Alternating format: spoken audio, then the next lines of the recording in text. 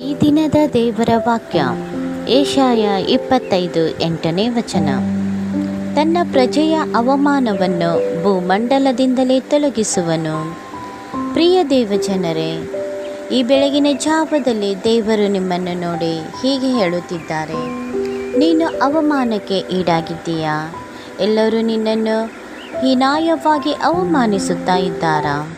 ಅದರಿಂದ ಬೇಸತ್ತು, ಅಯ್ಯೋ ನನಗೆ ಯಾಕೆ ಈ ಜೀವಿತ, ನಾನು ಯಾಕೆ ಇನ್ನು ಬದುಕಬೇಕು ಎಂಬುದಾಗಿ ನೀನು ಯೋಚಿಸುತ್ತಾ ಇದ್ದೀಯಾ?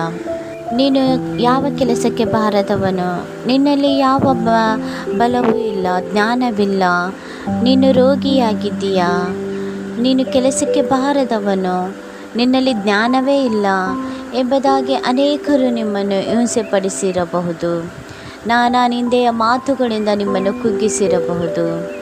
ಆದರೆ ದೇವರು ಈ ಬೆಳಗಿನ ಜಾವದಲ್ಲಿ ನಿಮ್ಮನ್ನೇ ನೋಡಿ ಹೇಳುತ್ತಿದ್ದಾರೆ, ಮಗನೇ ಮಗಳೇ, ನೀನು ಚಿಂತಿಸಬೇಡ, ಕಳವಳಗೊಳ್ಳಬೇಡ. ನಿನ್ನ ಪ್ರತಿಯೊಂದು ಅವಮಾನವನ್ನು ನಾನು ಈ ಭೂಮಂಡಲದಿಂದಲೇ ತೆಗೆದು ಹಾಕುತ್ತೇನೆ ಎಂಬುದಾಗಿ ದೇವರು ಹೇಳುತ್ತಿದ್ದಾರೆ. ನೋಡ್ರಿ, ಎಷ್ಟು ಒಳ್ಳೆಯ ದೇವರು ನಮ್ಮ ದೇವರಲ್ಲವೇ?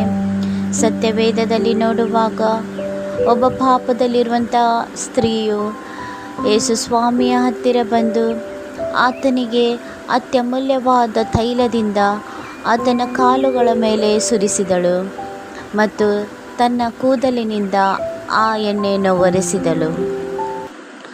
ಆಗ ಅಲ್ಲಿದ್ದಂಥ ಎಲ್ಲರೂ, ಈಕೆ ಬಹಳ ಪಾಪ ಮಾಡಿದ್ದಾಳೆ, ಈಕೆ ನಿನ್ನ ಕಾಲುಗಳಿಗೆ ಎಣ್ಣೆಯನ್ನು ಹಚ್ಚುತ್ತಿದ್ದಾಳೆ, ನೀನು ಸುಮ್ಮನಿದ್ದೀಯಲ್ಲ ಎಂಬುದಾಗಿ ಹೇಳುವಾಗ ಯೇಸು ಸ್ವಾಮಿ ಹೇಳಿದರು, ಈಕೆ ಬಹಳ ಅಮೂಲ್ಯವಾದದ್ದನ್ನು ಮಾಡಿದ್ದಾಳೆ ಎಂಬುದಾಗಿ ದೇವರು ಹೇಳಿದರು. ಆಕೆ ಒಂದು ಪಾಪಿಯಾಗಿದ್ದರೂ ದೇವರು ಆಕೆಗೆ ಎಂಥ ಒಳ್ಳೆಯ ಸ್ಥಾನವನ್ನು ಕೊಟ್ಟರು. ಏಕೆಂದರೆ ಆಕೆ ತನ್ನ ಪಾಪದಿಂದ ಪಶ್ಚಾತ್ತಾಪ ಪಡುವಂಥ ಸ್ತ್ರೀಯಾಗಿದ್ದಳು. ಆದ್ದರಿಂದ ಈ ಸಮಯದಲ್ಲಿ ದೇವರು ನಿನಗೆ ಎಂಥ ಅವಮಾನವಿದ್ದರೂ ಆತನು ತೆಗೆದು ಹಾಕ ಶಕ್ತನಾಗಿದ್ದಾನೆ.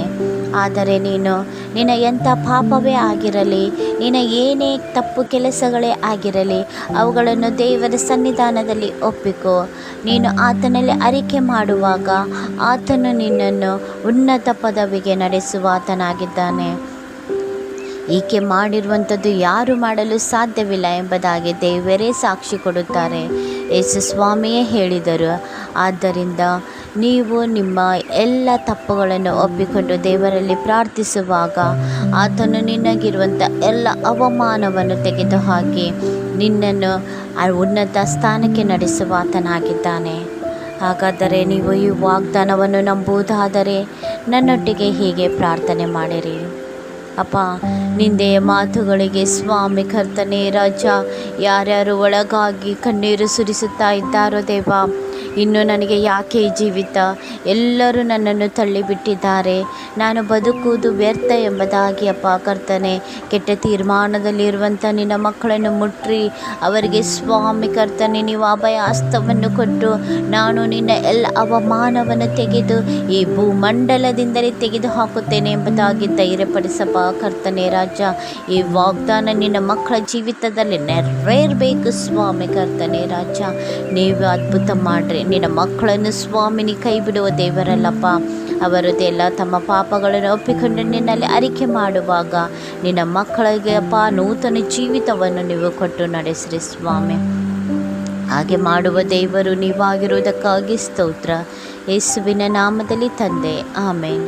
ದೇವರು ನಿಮ್ಮನ್ನು ನಿಮ್ಮ ಕುಟುಂಬವನ್ನು ಹೇರಳವಾಗಿ ಆಶೀರ್ವದಿಸಲಿ. ಆಮೇನ್.